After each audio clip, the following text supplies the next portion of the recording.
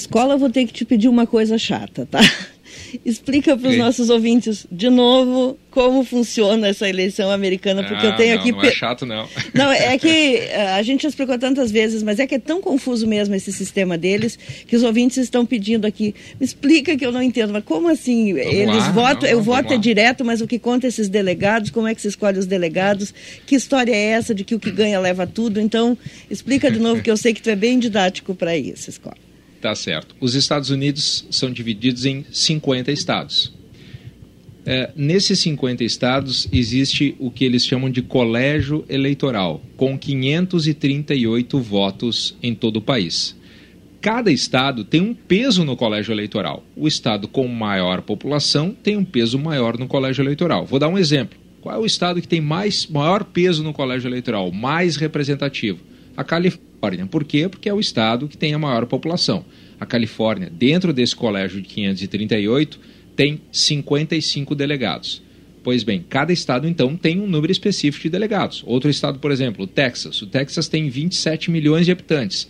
O Texas tem 38 delegados no colégio eleitoral. Esse estado onde eu estou, Nova York, tem 29 delegados no colégio eleitoral. A Flórida também tem 29 e assim por diante, outros estados com outros pesos. O que acontece? Para vencer a eleição, o candidato tem que somar 270 votos. Então ele tem que vencer nos estados. Mas nos estados, ele ganha todos os votos se ele vencer. É a regra chamada The Winner Takes All. O vencedor leva tudo. Então, por exemplo, aqui em Nova York, a candidata democrata venceu a eleição. Ela levou todos os votos do colégio eleitoral, todos os votos aqui de Nova York para o colégio eleitoral. E assim vai se somando o número de delegados obtidos nesse colégio eleitoral. O que aconteceu? O Donald Trump somou 289, a Hillary Clinton 218. Basicamente isso. Não sei se eu consegui explicar de uma forma mais objetiva, mais didática possível. Por exemplo, por que a gente fala em estados-chave? Porque aqui nos Estados Unidos, tradicionalmente, tem os estados que são voltados aos republicanos e os outros estados voltados mais, a eleição é dada como certa, é um candidato democrata. Por exemplo, a Califórnia, quem ganha, historicamente, há mais de 20, 30 anos, é um candidato do Partido Democrata. Então lá já se sabia que a Hillary Clinton, por isso que ela quase não fez campanha lá, ela ia ganhar a eleição.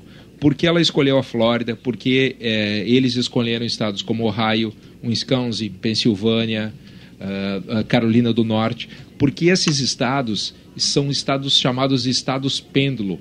Ora tendem para um candidato republicano, ora tendem para um candidato democrata. Por isso, a campanha é muito concentrada nesses estados. Então, eu acho que vale lembrar na escola que o voto não é obrigatório. E chama atenção. Mas o que é obrigatório para votar é um registro. Isso aí. Quer dizer, a pessoa tem que estar cadastrada no sistema, né, para poder votar.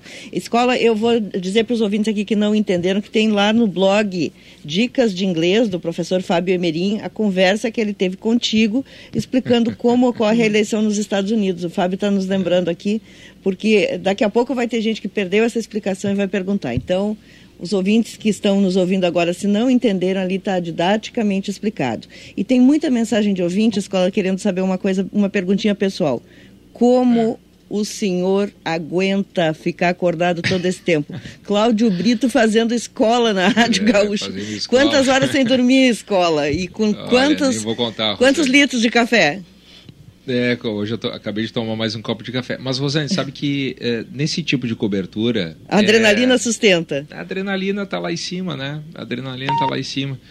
Na noite anterior eu havia dormido 1 hora, porque eu fui até a Pensilvânia e resolvi ir lá ver o compromisso de campanha da candidata Hillary Clinton. Depois voltei aqui para Nova York, aí já com o nosso fuso horário já fiz o Atualidade, já fiz as participações na programação, já fiz o Chamada Geral. Aliás, o Chamada Geral, segunda edição, ontem...